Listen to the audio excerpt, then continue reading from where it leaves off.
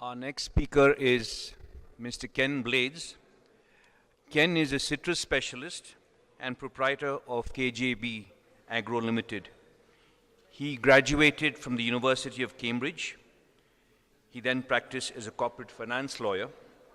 After settling in India and purchasing an estate in Coog, he established KJB Agro Nursery, initially for citrus and then for avocados.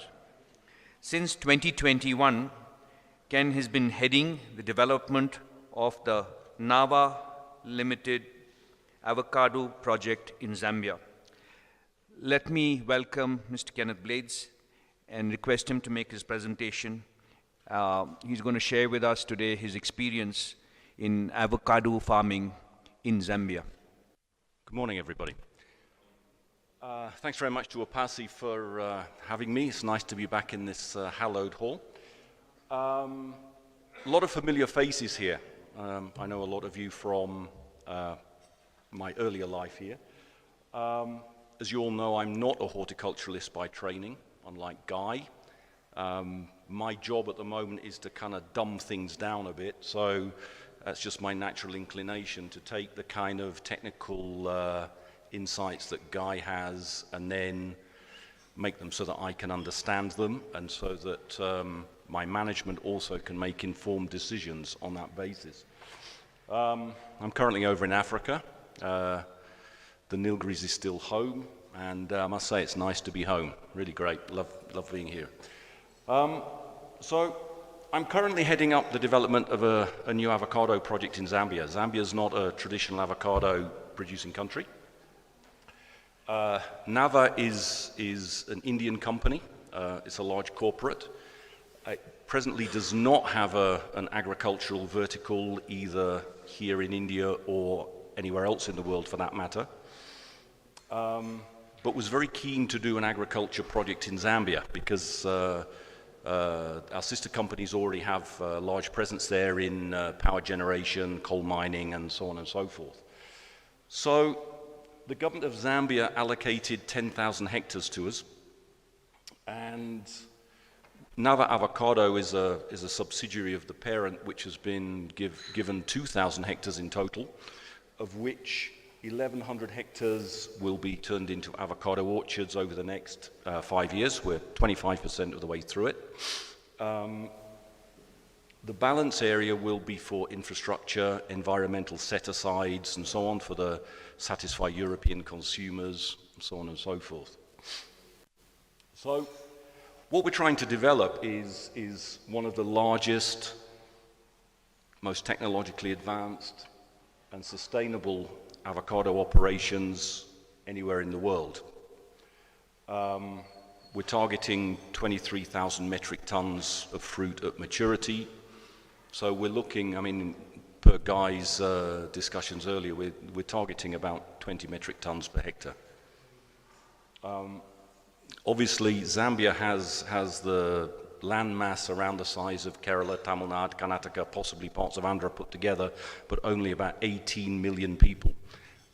So a domestic market is non-existent for us. Everything is destined for export, which has its own challenges, primarily fresh, but also a certain amount of processing. So building on what Guy said, I'm not joking, my job is to dumb things down really so that I can understand them and put them into practice. I just thought it might be interesting to supplement what Guy's talked about by just going through how we're going about doing this in Africa. Some of what we do is not going to be relevant to you all here in India, but to other people, you know, a lot of things might be relatively relevant.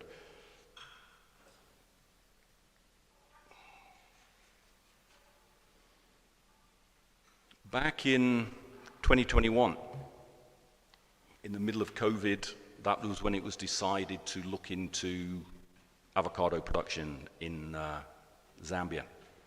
So we put together a team of international experts, including Guy, a colleague of his, Mary Lou, who gave a presentation here a couple of years ago, someone from Israel, and so on. So we had a very international contingent.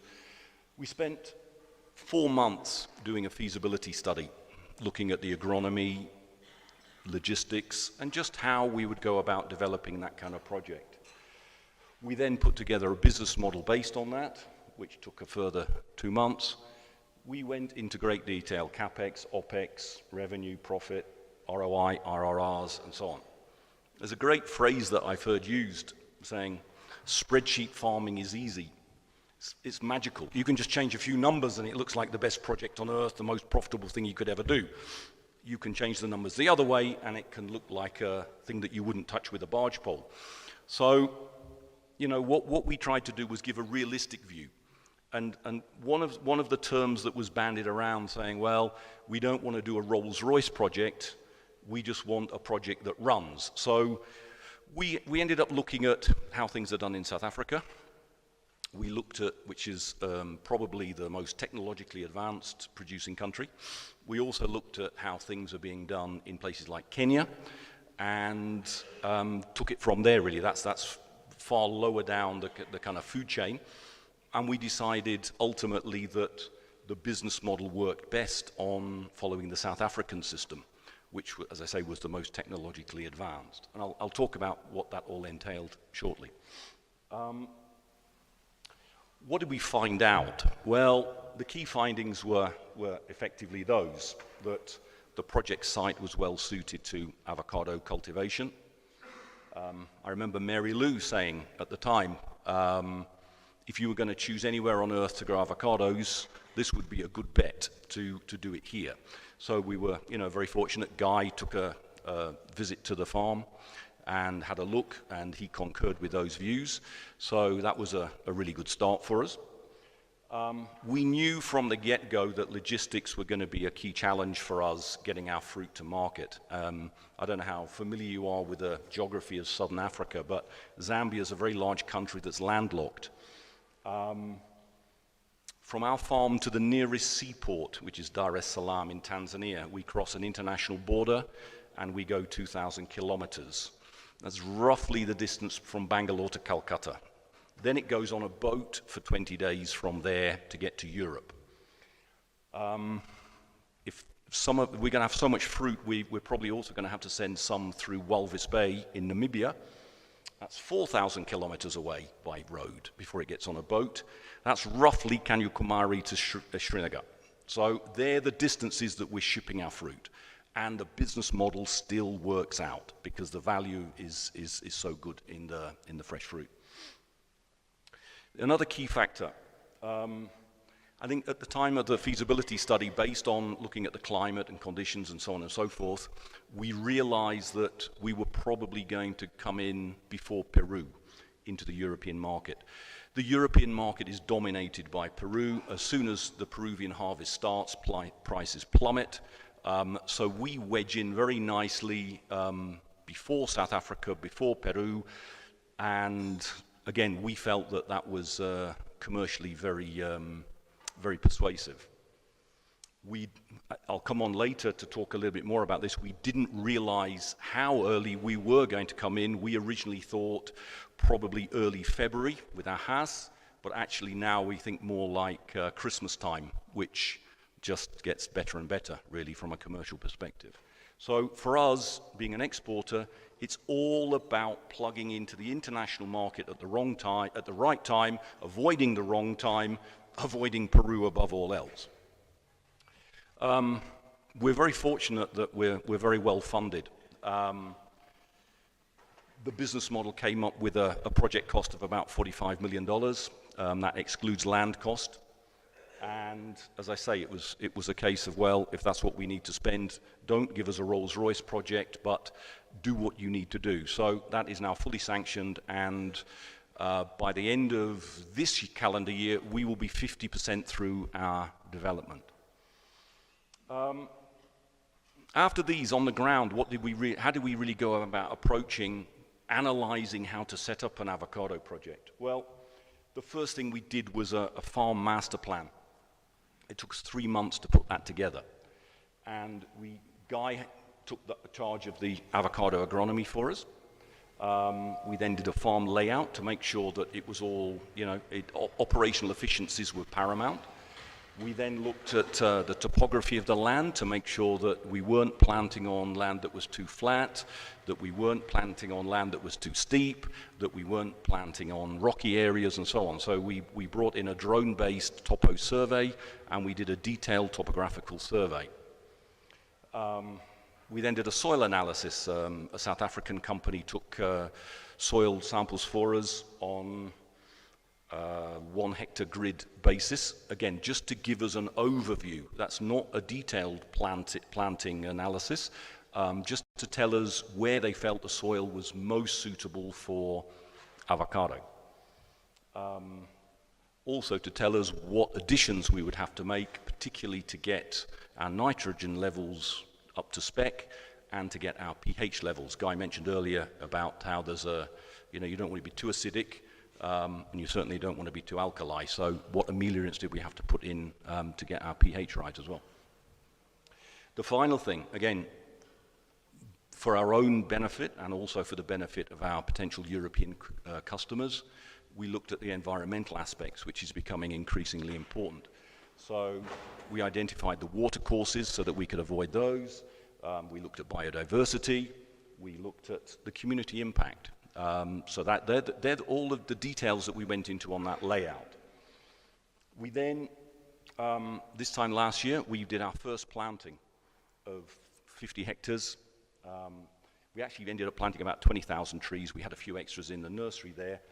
That wasn't a demo block or a trial block. That was really to get us our processes in place so that we knew that as we move forward, we knew the channels that we had to focus on. So it really wasn't a question of, well, we'll look and see how it goes. Everyone was fully committed at that point to proceed with it.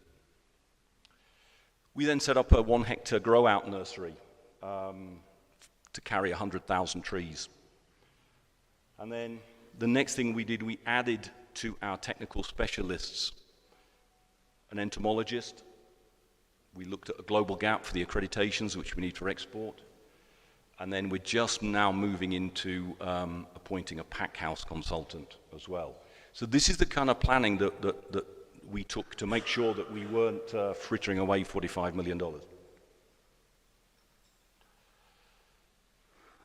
Like Guy said, the key market is for dark skins, especially Hass. As he mentioned, it's got a high oil content compared to the local cultivars, ships well, peels easily, gets a premium fruit price because there's great consumer demand for dark skins.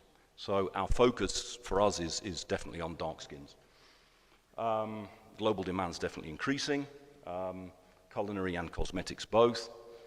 There's a bit of a misnomer, I think. Often people talk about value addition on farm processing and so on. When you actually do the business model for fresh fruit versus oil, fresh fruit is by far and away more profitable than producing oil. So if there is any fresh fruit that can be sold fresh, you're better doing that. It's only really the rejects that we're proposing to make oil from. It doesn't make any sense otherwise. Just doing an oil unit for everything would not have the same economic impact. I mentioned this before, global gap. I don't think you have local gap here, but not global gap, unless you're exporting. It's very, very onerous. We spend a lot of time on our global gap. India, and how it differs a little bit from what we do. As far as I can tell, India currently imports about 150 metric tons of fresh fruit a week, and that's increasing year on year, primarily dark skins. Most of that fruit is coming from Tanzania because Tanzania already have the phytosanitary protocols in place with the government of India, and also because it's a lesser developed country, that fruit comes in duty-free. So the majority of dark-skinned fruit that's imported into India currently is sourced from Tanzania. Indian consumers tend to prefer large fruit sizes. Guy mentioned earlier reed as a potential option because it gives big fruit, and I think that might be a very good one for India because of that. European consumers like middle-sized fruits. Indian consumers, probably because they're used to much larger West Indian fruit tend to prefer the larger international variety fruits as well. World Avocado Organization, they are specifically targeting India. They've done a program with Sanjeev Kapoor on Instagram about how avocado can be used. This is a key growth market for them. Logistics, compared to what we have to deal with in Zambia, I think you all have got it very, very easy. The market's right on your doorstep. And also, you're not stuck with Global Gap and the other SMETA and British Retail Consortium. All of those accreditations that we have to jump through hoops on, you're not going to have to do. But in order to build the integrity of the industry here, it might be sensible to look at local gap, which is much, much less onerous, but still very valuable potentially to build a good premium price for your product.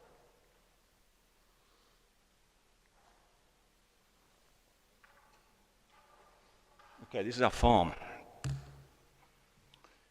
We get quite high rainfall, 1,300 millimeters in a year, even this year during El Nino when a lot of Southern Africa is experiencing drought. Our rainy season runs November through April. We only get one rainy season. Our temperatures, summer goes up to 37, but very infrequently. Winter drops down to about 6. Remember, we're in the southern hemisphere, so our winter is July and August. We do have those weathered, low fertility soils that are well drained, but they are very homogeneous. The whole 2,000 hectares is very, very similar. Our soil is acidic. Soil profile, we have no organic matter in our soil virtually at all. The A horizon is very shallow. But then as we get to B and C, we start to get compaction. But B and C are quite deep. And I'll talk about how we deal with that compaction in a minute. We have so much water, it's not funny. We have 2 very large rivers, one to the west of the property and one to the east of the property. So we have plenty of water. And it's good quality water, neutral pH, and very low EC. The land slopes gently for drainage. There aren't any steep areas. There are some relatively flat areas which we tend to avoid for avocado. At the moment, it's forest. All the upper canopy has been cut because of the local population doing a slash and burn agriculture, a system that they call chitameni there. So we're having to remove all of that forest. We don't have any road access. We didn't have much road access at all, very poor, just mud tracks. We had no grid electricity. We're having to put all of that in ourselves.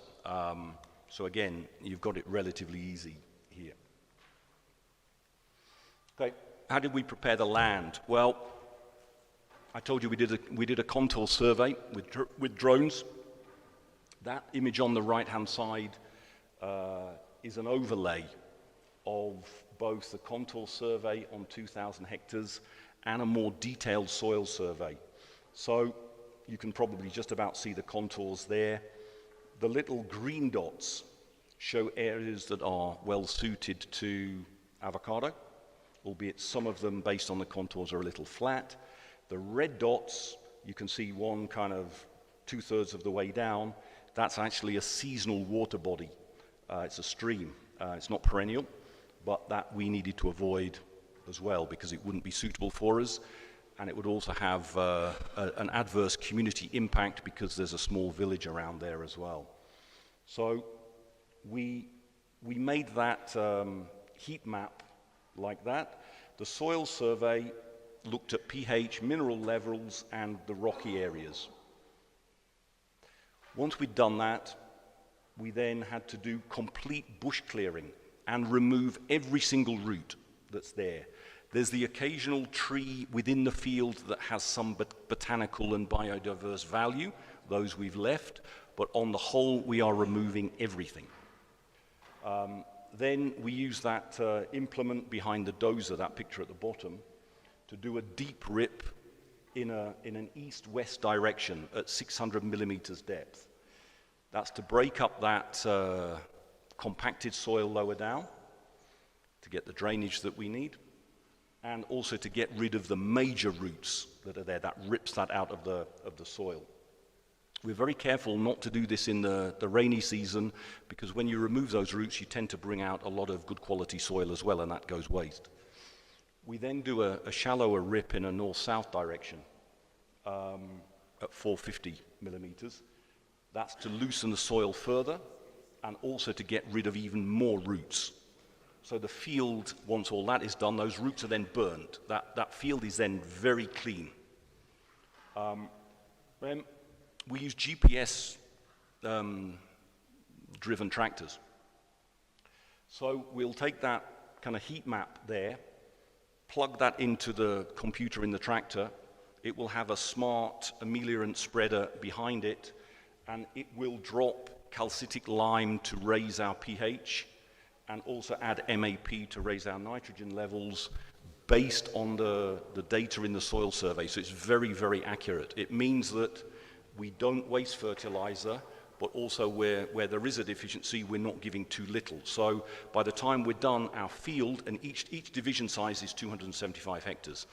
Each division the land is fully prepped before we start doing anything else. It is optimal conditions for avocado cultivation. Guy showed a picture earlier of a tractor with an offset harrow behind it. We then do the same thing. We pull an offset harrow behind a tractor to make a ridge. I heard the questions earlier about the size of the ridges and the mount. We go as big as we can. I mean, ours are, as long as there is topsoil from the roadway between the ridges, our ridges are gigantic. I mean, really, they're as big as we can make them. I think we do 12 tractor runs, 6 in each direction. We do them in a north-south direction.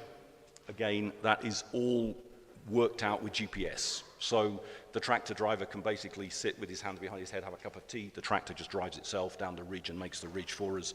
It's absolutely bang on. When we send a drone up to have a look at it, they are absolutely pin sharp, absolutely true. We also put in cover crops because our organic matter is very, very low. So Guy mentioned pinto peanut. We're now looking a little bit at pigeon pea as well. That's your tur dal here. So that is something that we're going to start looking at as well this year, in addition to the soya and the pinto.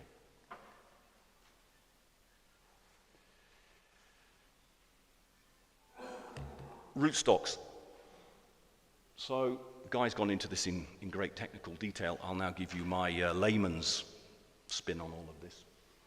We know that we have got some variance in soil types. We're pretty homogeneous, but there is some variance. We also know there is a little variance in land drainage as well. So we want a rootstock that's going to perform well in those conditions. We also know that there is Phytophthora in the area. We hope we don't have it on the farm yet, because we've taken great care on phytosanitary measures to avoid that, but we know it's in the area, it is there. And we also want uniformity so that we can do a one-shot harvest. We're just too big to be doing things incrementally. Clonal rootstocks. For us, they're readily available. We can get them off the shelf. There was quite a lot of discussion with the South African nurseries about how we get them on time and what the prices would be and so on. But they're all quite keen to work with us, so that was not too difficult. They do cost more, there's no question. You pay more for a clonal rootstock.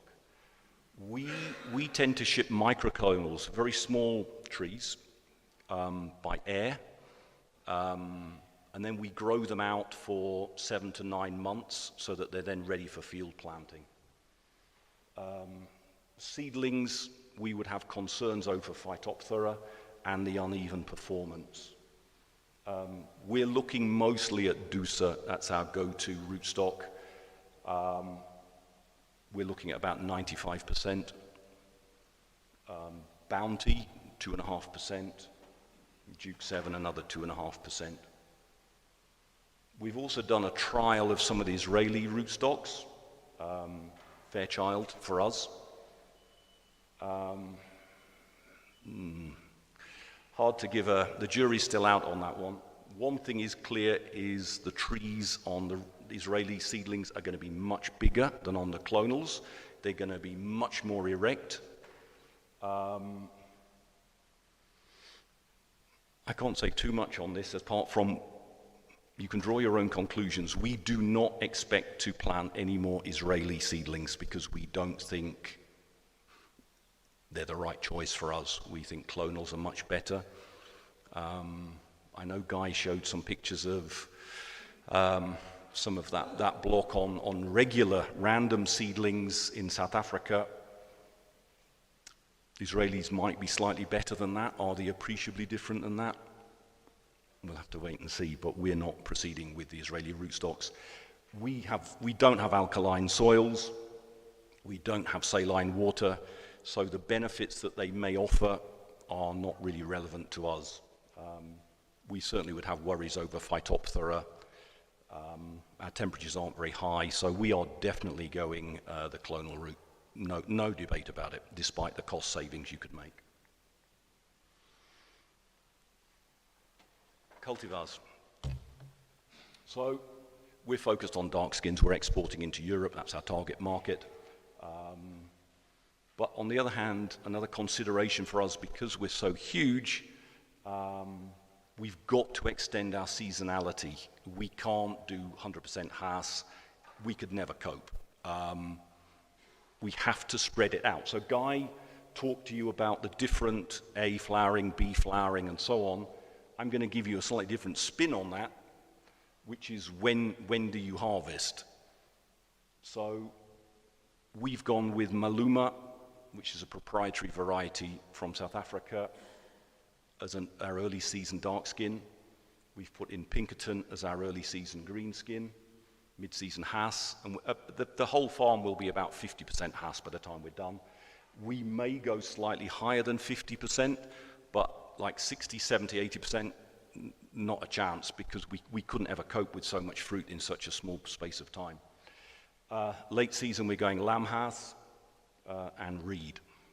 And we're sticking to those five cultivars, primarily on Dusa, as I said earlier. We are putting in 5% pollinators, Baconet and Zutano. I think there's a lot of academic debate on whether pollinators are required or not. We are putting in 5% purely as a risk mitigation strategy. If we don't need them, okay. If we did need them and we end up with very low yields, then my neck would be on the block, basically. So risk mitigation is 5% pollinators for us. I think something that I've noticed previously when I was here doing the citrus nursery and everything, some growers, present company accepted, is it's easy to get obsessed with all the varieties and look at Google Madam and see, oh, this, that. That's part of the story. It's a sexy part of the story. It's great to sit and figure out what are the cultivars and what do they all do and stuff like that. But I think we can get a bit obsessed with it and then lose the focus that we're then underplaying the value of land preparation, irrigation, nutrition, crop protection, because if you want a successful project, they're all equally important at the end of the day. So you can't just say, yeah, but I planted house on Dusa, why am I not getting the returns? Well, if you miss one of those things, then you are going to get compromised. So they're all equally important. Here's some lessons learned, some of the mistakes we made, some of the things we got right. When we first started our 50 hectares, there were no finished trees available in the market. There was a massive demand and very little supply. So we ended up buying clonal rootstocks, and then we did our own grafting. It took time, it was expensive. Bottom line, it was a distraction. That's not our core activity. We are not a nursery, we're an avocado farm. We had no choice at the time, but definitely buy ready grafted trees. Your life is so much easier unless you're planning to be a nursery. It's so much easier to do it that way. Grafting is just a pain in the neck, trust me. Guy touched on it earlier. We had an off-site nursery to begin with that we leased. We took the water, the irrigation water, from boreholes. The owner of the property seemed to change the boreholes one fine day, and we ended up with very high EC, very high pH water levels, and we nearly killed 20,000 trees. It's $250,000 of trees. That's 2.5 crores of trees. We nearly killed them. Guys talk to you about the technical side of it. I can tell you from practical experience, those trees are very, very sensitive to high pH and high EC water, and they go off color very, very quickly. We were very fortunate that we managed to pull the vast majority of them back, but had we not been on our game, we could have killed 20,000, 25,000 trees quite comfortably. Bizarrely, the Israeli trials, we had 5,000 Israeli rootstocks there. They were all flourishing. They looked absolutely pristine, perfect. So I think there is some evidence there that you can say, yes, Israeli rootstocks do work very well in high salinity, high alkaline soils. Dusa and the rest, forget it. It just does not work. So be really, really careful with your water quality. We also use cocoa peat, Indian cocoa peat. We send cocoa peat all the way from Salem to southern Africa, several container loads a year. It makes a huge difference because, as I said earlier, we import microclonals, which are probably only kind of that big from top to bottom, even that. We then grow them out for 7 to 9 months in our own grow-out nursery, and we put them in cocoa peat. And compared to the kind of I'm in coffee plantations, I know you often use the jungle soil, cattle manure, sand mix. When you see a root system develop in cocoa peat, it's amazing. I mean, it really works extremely well. Again, a word of caution, you have to be really careful that you're not getting high EC cocoa peat, because otherwise you're going to shoot yourself in the foot. It's all you have to take great care over that. The thing about cocoa peat is it has no inherent nutrition, so you have to manage your nutrition very, very carefully to make sure you're getting the optimum growth from your trees. But it's worth it, really, really worth it. It also desiccates very quickly, so you have to be really on the ball with making sure the watering is up to par. In the field, planting depth and pit dimensions, I don't think Guy touched on this, but the correct level of planting for avocado, there is no room for error. It has to go in at absolutely the right level, otherwise you will have problems. So be very careful with your planting depth. We don't have the high winds that they have down in the Cape, so we don't need the full-blown kind of wind protection. But we do put a stake in the field. And you really have to stake your trees pretty much the day after you've planted them, because you can bet your life, if you haven't that night, you'll have a gust of wind come in, and a significant proportion of trees will have fallen over, and you then have to go back and reset them. So staking is important. The next point's a really good one. This SAGA, the South African Avocado Growers Association, they have a formula for their fertilizer, and it's a granular fertilizer that you can blend yourself. You put Saga mix to your avocado trees. It's specially developed by them for avocado. The response of that tree is just astonishing. It's like Usain Bolt on steroids. It's incredible how much flush it will produce. It's unbelievable. So for your nutrition, definitely go with Saga mix. It's very important.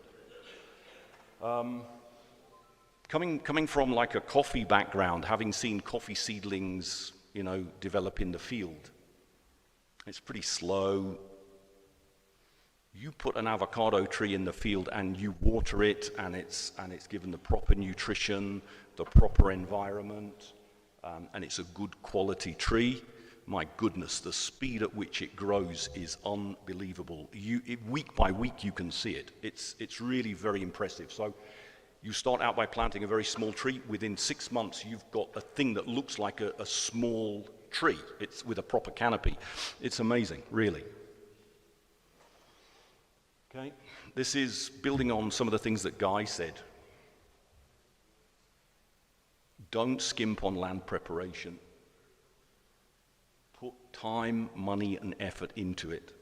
It's the foundation of everything. Look at, like we've done, look at your land topography. Do your soil analysis, because you can't do it afterwards. You get one chance to get this right. If you screw it up, you can't remove the trees and start all over again. It's really worth the effort. Do your water analysis. It's got to be right. And then wherever you've got compacted soil, make sure you loosen it. It will pay you dividends in the future. Land prep is costly but necessary. Like I said earlier, spreadsheet farming is easy. I can have our finance department saying, why do you want to spend $1,000 on ripping? And we have a discussion about it. Then we decide we are going to do it. And then at the end of the day, you just see the growth of the trees and you realize it's incremental, but it's a composite of everything. It's worth spending the money, seriously. Ridges, yeah, absolutely, no question about it. One thing that you might want to ask Guy about. In South Africa, one of the large plantation companies, ZZ2, I heard, make their ridges extremely high so that they can get more sunlight onto the ridge to make the soil warmer and therefore accelerate both tree growth and also make the harvest early. I don't have the technical competence to answer that question. I don't know if any research has been done, but somebody told me that's what they do for those purposes, which is something that I wasn't personally aware of. You might want to ask him whether there is any research into that or not.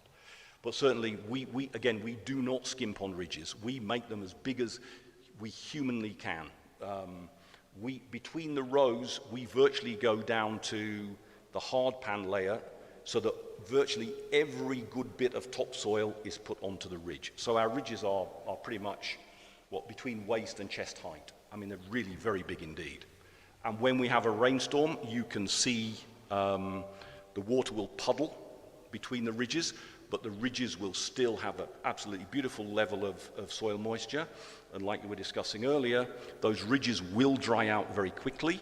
You will find that it's quite volatile between being quite wet to quite dry. So when we have a break in our rainy season, we can go probably 3 days and then we have to irrigate because the ridge will have completely dried out. So just looking at it visually from practical experience, you can see it's not just a research topic. It makes a huge difference in terms of getting that water away from the root zone.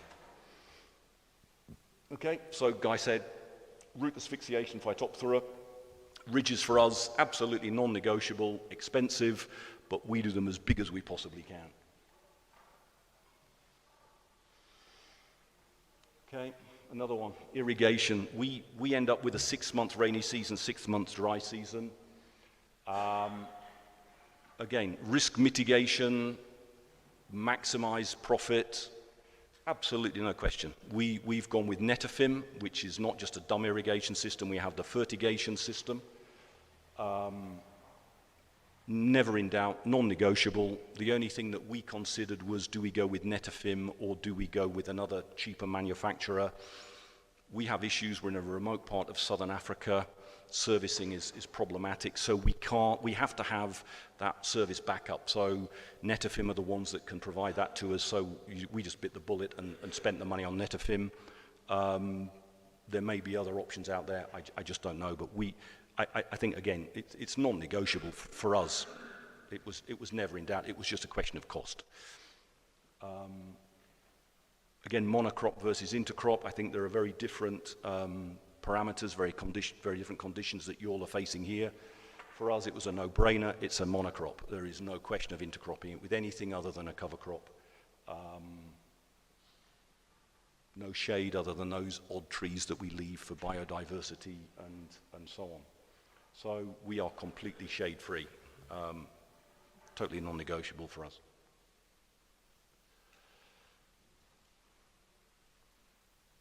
Okay, this was covered at length earlier. That's our grow-out nursery there, 100,000 trees. We take a great deal of care with our phytosanitary measures, where we source our trees from, and we really haven't had any problems other than that issue that I told you earlier where there was a concern over the changing of the borehole water, which was catastrophic, but now we've moved to our own captive nursery on our own farm. We haven't had any issues at all, I mean, touch wood, but we do put a great deal of effort into that. Last one, this is a good one. You saw the kind of length, the depth that we went to understand avocado growing and how we wanted to develop a project. We buy our technical expertise from South Africa. We have Guy that is a full-time consultant for us. We have an entomologist. We have a global gap consultant. We have a pack house consultant. You cannot get enough technical expertise unless you have it in-house. We do not have it in-house. We've hired the people that we need to run it on an operating basis who have avocado experience. But we still can't do without the people that are specialists in their field.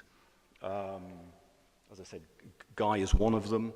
I spent a very unusual week about a month ago touring around northern Zambia with an entomologist looking for pests.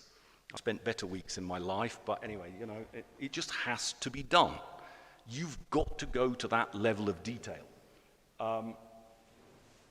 Specialist advice that can be relied on rarely comes free. Absolutely. We spend a fortune on consultants. Sorry, Guy, we do. We don't want free advice because we know they've got an agenda. It's either a fertilizer company trying to sell us something, a nursery trying to sell us trees that we don't want. There's always a catch. There's always a catch. Buy the best advice you can that is impartial. If you're paying them and you know they are objective rather than with their own hidden agenda, it's absolutely worth it. I mean, I'd give our project so far, after 2 years, I'd give us about a B+. We've made some mistakes, but we're really not bad. Without those kind of technical consultants, we'd be at a C level and we'd be saying, you know what, avocado probably doesn't work in northern Zambia. When you get the technical experts coming in who make you follow the SOPs, it works. It really, really works. It's money, but hey, what choice do you have? Avocado is a fickle mistress. There are multiple causes for non-performance. You need an expert to tell you why it's not performing. There's a personal example. In southern Zambia, right by Victoria Falls, there are a group of avocado growers doing it on a much smaller scale than us. And they came to us and said, one guy said, Ken, I hope you're not planting maluma. I said, why? He said, no, it doesn't work in Zambia. I thought, okay. Everything else was doing fine, but maluma, don't plant maluma. So we had a chat with Guy and as a team, we spoke about it. They hadn't debudded maluma in the first year. They didn't really know what they were doing. They then reached the erroneous conclusion that maluma did not work in Zambia. In our farm, maluma is one of the best performers because we're doing it properly. You know, be really careful. You can make mistakes very, very easily. You need these guys to keep you on the straight and narrow.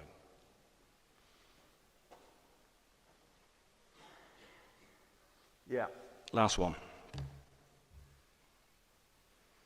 I spent 2.5 years developing this project.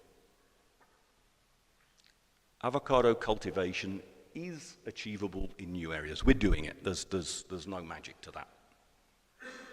The market fundamentals are very favorable. When we were doing our feasibility study, we looked at macadamia, as an aside. We looked at coffee, we looked at tea, and we looked at blueberries.